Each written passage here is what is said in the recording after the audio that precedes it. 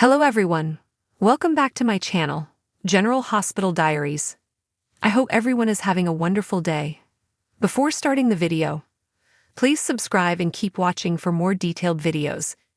Today on General Hospital, Carly gives Sasha some advice. Jason tries to talk sense into Charlotte, and Lulu and Dante reconnect. Down in Buenos Aires, Jason, Anna and Charlotte return to a hotel room. Charlotte blames Anna for her father having to run for his life. Anna tells Charlotte there's a lot she doesn't understand, but Charlotte says she sent the WSB after her father and has ruined both her and her father's lives. Charlotte screams, "I hate you." Jason intercedes and asks for a moment alone with Charlotte. Anna excuses herself, and Jason tells Charlotte that Anna is the only reason she and her dad are still alive. He explains that Anna was the one who warned her dad that he was in trouble in Port Charles, and she was the one who let her and her dad escape. He says Anna's been protecting the both of them, and she deserves a little respect. Charlotte heads to bed, and Anna asks Jason to take Charlotte and return to Port Charles. She will get another hotel room so that Charlotte doesn't have to be around her and will get back to Port Charles on her own. Jason tells her Valentin is to blame for his situation, and Charlotte doesn't want to accept it. Jason says Charlotte doesn't need Anna to avoid her, she needs to see Anna has made mistakes and is trying to hold herself accountable. Anna agrees to see this through, and they'll need to keep an eye on Charlotte together. They decide to stand shifts to make sure Charlotte doesn't escape. In Carly's office at the Metro Court, Sasha tells her that she's decided to decline her job offer and stay with the Quartermaines. Sasha explains that she loves the kitchen and having her own space and thinks the kids need her. She is also in a much better financial situation and has negotiated a nice nest egg for her and her baby.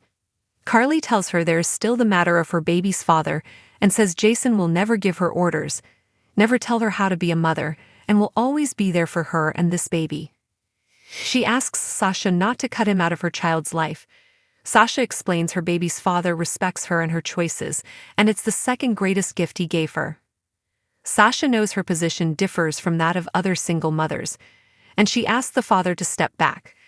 Carly says she may change her mind once the baby is born, as life loves throwing curveballs. Sasha promises that if she needs help from the father, she'll ask for it. Portia surprises Curtis at his office and brings up how Drew must miss this place. She is still shocked at Drew's transformation, but Curtis handled it in stride. She says he won, so maybe now is a good time to call a truce with Drew. Curtis says if there is a path to peace, then he's here for it, as long as the terms are reasonable. Jordan interrupts and is sorry but says Drew is officially out of control. She fills them in on a crypt gate. Portia thinks they should stay out of the Quartermaines drama, but Jordan says this is about Drew abusing his power. Curtis says the only thing that will check Drew is public outcry. Jordan is glad she knows someone who heads a media company. Curtis says she'll see what he can do.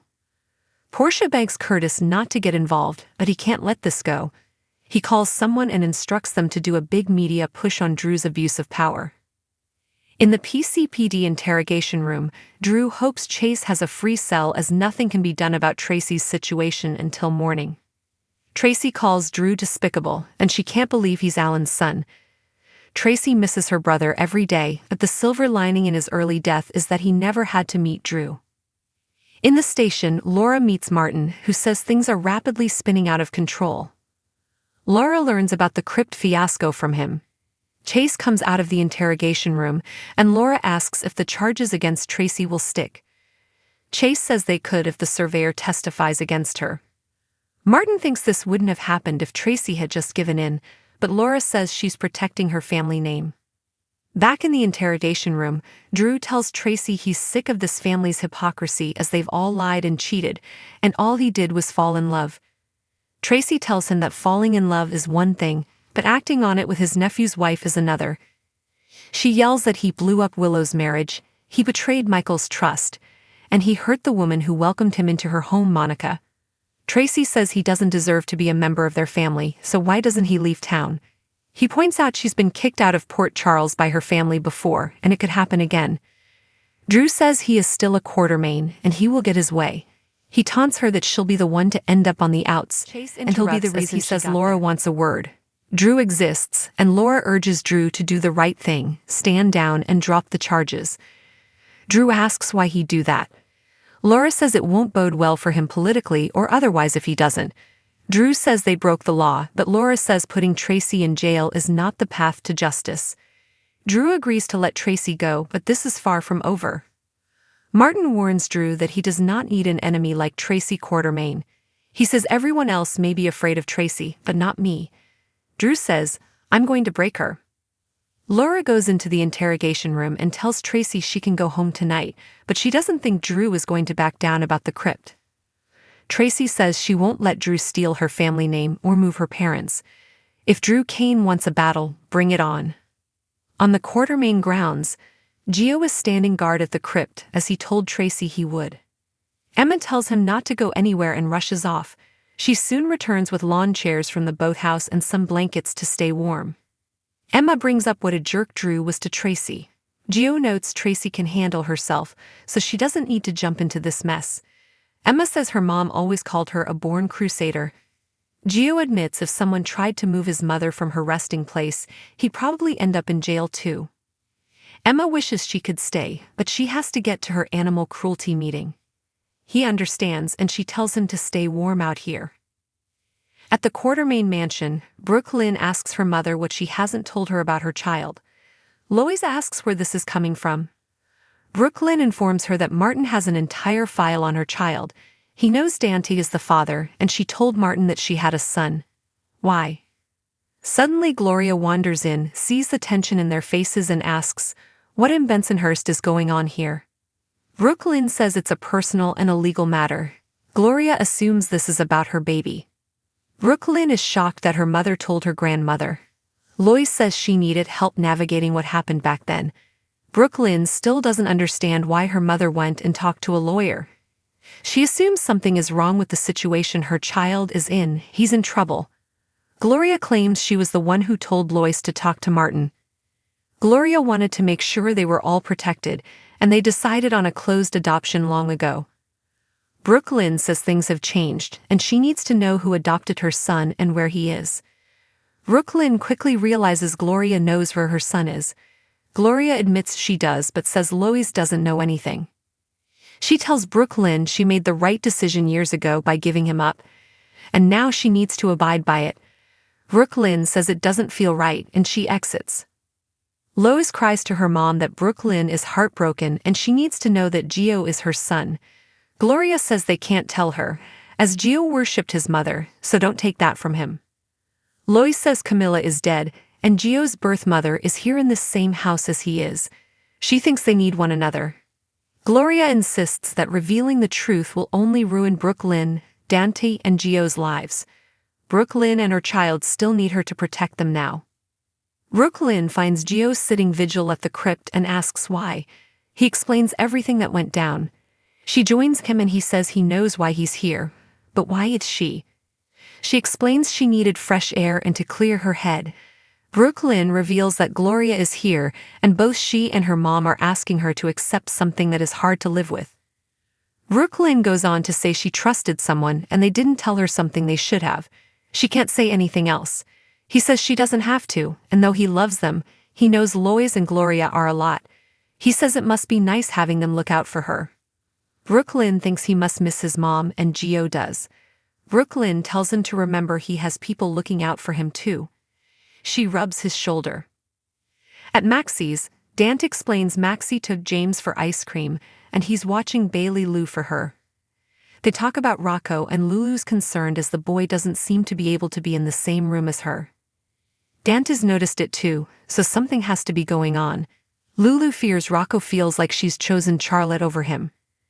Dante doesn't think that's it, and he thinks Rocco is trying to give her space because he sees how worried she is about Charlotte. Lulu feels like she missed out on so much of Rocco's life and doesn't know how to parent a teenager. Dante says she's doing great, and she missed out on a chunk of both her children's lives. He says she's making up for lost time with grace, love, and patience. Dante admits if he was in her situation, he wouldn't be handling it as well as she is. Lulu apologizes for how their previous conversation ended, and so does Dante. He knows he didn't make things easier for Dante her by tells Lulu defending in it is a Brooklyn. miracle having her back, and he doesn't take her being here for granted. Lulu says she needs to tell him something, but Bailey Lou begins crying, and he has to rush and tend to her. Dante brings Bailey Lou out and allows her to play with some dolls. Dante asks what Lulu had to say to him, but she says she can't remember. On the next General Hospital, Chase and Dante talk about their relationships in the sauna. Laura tells Curtis she'll applaud anyone who exposes Drew. Rick has bad news for Portia. Drew wonders if Willow is embarrassed to be seen with him. Drew has made himself persona non grata in Port Charles, ticking off everyone imaginable. Every day he has more enemies, and he can now include the mayor on that list. On Thursday, Carly has it out with Drew before deciding that it's time that she and Nina put their plan into action. She has had enough of Drew and can't wait to see him suffer. Nina now has the combination to Drew's safe. Has she used it yet, and what does she hope to find there? Maybe it's time for Carly and Nina to take a trek to Drew's new Dawn of Day house. Drew also makes it into the invader thanks to Curtis. Laura is amused by a decidedly non-flattering story that makes Drew look like the louse he is. Too bad Willow still can't see it, and is all hearts and flowers when he pays her a visit at work. Portia can't stand Drew for obvious reasons. He is blackmailing her with the knowledge that she fudged Heather Weber's lab results so that he can get back in Curtis' good graces. Portia has been doing her best to stall Drew while Rick tried to help. Rick now comes to Portia with bad news. Her situation is much worse than she thought, and he may not be able to help her at all, unless Portia finds something to blackmail Drew with. Thankfully, Dante and Chase have each other to confide in. Neither one knows that Dante fathered a child with Chase's wife, so for now they are still best friends. When they relax in the boxing gym's steam room, Dante tells Chase that he is tired of being so hard on Lulu. Chase wonders if something happened to change Dante's attitude. Will Dante tell his pal that he learned Lulu is still in love with him and trying to respect his love for Sam and the grieving process? General Hospital reveals that Gloria Cirillo returned for the Giovanni Gio Palmieri crisis, while Jason Morgan and Anna Devane bonded after Charlotte Casadine's blow-up. At a hotel in Buenos Aires, Charlotte blamed Anna for the danger Valentin Casadine was in, but Jason spoke to Charlotte privately and tried to ease the tension. Jason pointed out that Anna was the reason Valentin and Charlotte were able to flee in the first place. Now Anna was trying to keep Charlotte safe for Valentin, so Jason thought she deserved some respect. Once Charlotte went to bed, Anna asked Jason to take Charlotte home on his own. Although Anna thought it'd be best for her to catch a later flight and avoid pushing things with Charlotte, Jason thought that'd be a mistake. Jason suggested Charlotte needed a good example of someone taking accountability for their actions like Anna had done. In the end, Jason and Anna agreed to take turns sleeping so they could watch out for Charlotte. In Carly Spencer's office, Sasha Gilmore Corbin turned down her job offer. Since Sasha had decided she liked working for the Quartermains, she opted to stick with her current gig, especially since she had a nest egg now. Carly knew that things could get tough for single moms, but she reminded Sasha that she had Jason Morgan if she'd let him step up for her. At Aurora, Portia Robinson encouraged Curtis Ashford to make peace with Drew Quartermain. Curtis was open to the idea if the terms were right, but he seemed skeptical over it being possible. After Jordan Ashford arrived with news on Drew's latest actions and insisted he was out of control, Curtis decided to fight back with a media push involving Drew's abuse of power. At the PCPD, Drew bickered with Tracy Quartermain in the interrogation room and vowed to get his way. Drew also made a prediction about Tracy being the one on the outside looking in by the time he was through. Next on Tuesday's GH episode, Laura Collins spoke to Martin Gray, who admitted he'd lost his grip on the situation with Drew. Harrison Chase wasn't happy about having to arrest Tracy, so he turned to Laura for assistance. Soon after, Laura pushed Drew to back down and convinced the surveyor not to press charges against Tracy since it wouldn't go well for him politically. Drew caved in, but he warned Laura this wasn't over and told Martin that he would break Tracy. While Tracy got updates on her freedom, Emma Drake brought some chairs outside the crypt since Gio was camped out there keeping watch. Emma chatted with Gio for a bit, but she ultimately had to take off for an event against Quartermaine Mansion. Gloria interrupted Brooklyn Quartermaine's attempt to grill Lois Cerullo about the adoption details and her Martin meeting. Gloria admitted she knew about Brooklyn's baby and that she was the one who pushed Lois to seek out Martin. Although Gloria was part of the closed adoption agreement, she insisted she hadn't had any contact since the paperwork was signed. Although Brooklyn worried she might have given up her only chance at a child, Gloria pushed her to leave this alone and just let her child keep living his life. Once Brooklyn walked out in tears, Lois struggled with guilt and wanted to tell the truth about Gio's parentage, but Gloria insisted the secret must remain under wraps. Outside, Brooklyn sat down with Gio outside the Quartermaine crypt and offered a vague version of why she was upset. Gio didn't need the details and offered support before admitting he missed his mom every day. Brooklyn touched Gio's shoulder and assured him that he had people looking out for him. At Maxie Jones' place, Dan Falconeri explained to Lulu Spencer that he was on babysitting duty. Lulu opened up to Dante about struggling to connect with Rocco Falconeri, but Dante thought Lulu was doing great after all the time she'd missed and viewed her return as a miracle. Although Lulu seemingly came close to professing her feelings for Dante, he got called out of the room when Bailey Lou Jones woke up. Lulu pretended she forgot what she was going to confess when Dante asked her later. General Hospital says Dante and Lulu's road to a reunion will be a rocky one. Fans can expect Portia Robinson's problem to get worse. Meanwhile, Willow Tate Corinthos rejects Drew Quartermaine and Carly Spencer, and Nina Reeves are ready to strike. General Hospital spoilers for Wednesday, March 12 reveal that Portia's crisis will just continue to get worse. Portia tried to get Curtis Ashford to call a truce with Drew. However, that is likely not going to happen, especially now that Drew seems even more like an egomaniac than ever before. Portia will get an update from Rick Lansing during tomorrow's show, and in the preview clip, he relays some terrible news. She asks if it's as bad as she thinks, and he replies back, even worse. Over at the hospital, Drew is still dressed up in a fancy suit during the General Hospital preview for Wednesday's show. Willow is busy working but has to deal with Drew yet again. It seems like Drew wants to talk, but Willow is hesitant. When Willow doesn't jump right away, Drew demands to know if she's embarrassed to be seen with him. However, Drew has a really creepy smile on his face as Willow seems guarded. Across town, Carly will be ready to take Nina up on her offer to break up Drew and Willow. During the General Hospital preview, she's shown at the Crimson offices, telling someone that they need to put their plan in motion ASAP. While Carly and Nina have been longtime rivals, they'll be unstoppable as allies. Will Drew even know what hit him? In other Carly news, she'll have a major confrontation with Drew. On Thursday, March 13, fans will see Dante hang out with Harrison Chase in the steam room. Chase has already had a day at work arresting Tracy Quartermaine and the fertility issues. As the two detectives talk, Chase asks about Dante cutting Lulu Spencer some slack. Even though Lulu told Brooklyn Quartermaine she wouldn't say anything, it seemed like she was going to blurt it out in Tuesday's episode. Fans will also see Elizabeth Liz Baldwin and Lucky Spencer's connection grow. A preview clip for the next episode also shows Alexis Davis as she blows up over Christina Corinthos Davis' bombshell. Alexis isn't blowing up at Christina but is reacting to the situation. Meanwhile, Alexis will also seek out Curtis for help during Wednesday's show. Sounds like Curtis will be a busy man tomorrow, as they'll also have scenes with Laura Collins. The Port Charles mayor tells Curtis that she will applaud anyone willing to expose him. General Hospital updates tease that an impending revelation for the fiery mama bear Carly Spencer is on the horizon. Chris McKenna recently shared insights with Sodi about the hidden truths Brennan is harboring concerning Jocelyn Jacks and how these secrets are poised to ignite a dramatic explosion.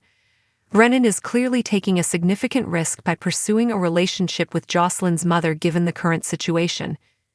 He has already entangled Jocelyn in the chaotic web of Cyrus Renault's affairs, which ultimately resulted in her taking drastic deadly action against him at the cabin.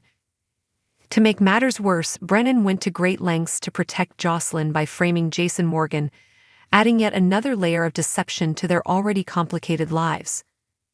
Additionally, there's the troubling issue of Brennan enlisting Jocelyn into the WSB and compelling her to deceive Carly about her involvement in the training program. When McKenna was asked about the precarious position Brennan has created for himself, he noted that it's challenging to grasp his character's motivations, saying, "What the hell was he thinking?" Carly is definitely not going to be pleased about this. Jack is really diving in. "Well, I just hope he doesn't get in too deep," McKenna confessed. Brennan has his own compelling reasons for wanting Jocelyn on board, convinced she can take on a vital role at the WSB and for a specific mission. With that perspective, Chris McKenna pointed out that Brennan is making tough choices. Even if it jeopardizes his romantic future, he came close to losing Carly already for a different reason. For the greater good, he must take the necessary steps, even if it means potentially risking his relationship with Carly or betraying her, Brennan explained. It seems there's still a long journey ahead in this DH plot, and Chris McKenna is uncertain about how it will ultimately unfold, but we'll be sure to keep you updated. McKenna has foreseen a potential explosion waiting at the end of this journey with Carly in the mix. You can be sure that the fallout will be nothing short of monumental. Spoilers for future episodes reveal that Carly is bound to uncover all the secrets Brennan has been hiding from her, and if there's one thing that infuriates Carly, it's a deceitful manipulator. Not only might she end up despising Brennan for the way he's played with her daughter's emotions, but she'll also be furious with herself. She should have known Brennan was nothing but a lying liar who lies. After all, Jason Morgan repeatedly warned her against trusting Brennan, but she chose to ignore his advice. Come back to our channel for all your updates. Thank you for watching. Please subscribe to my channel.